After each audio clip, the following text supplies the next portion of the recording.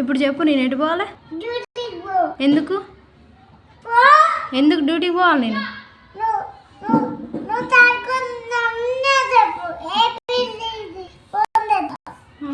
ఎందుకు గగ్గవద్దు డ్యూటీకి?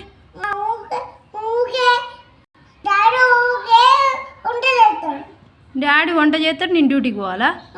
ఎందుకు? గగ్గ ఇంటికాడ ఉండాలనా? నేను వద్దా? ఎందుకు? నేను కొడతానా? నేను బెదిరిస్తానా? నేను బెదిరిస్తానా?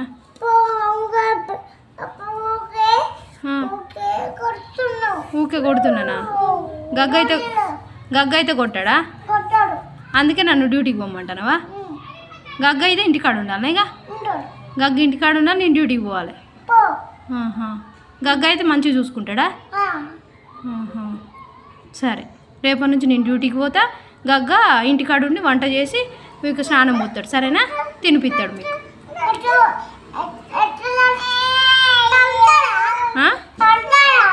ఏమో నాకు తెలియదు. ఇక నేను డ్యూటీకి పోతే గగ్గతోనే ఉండు.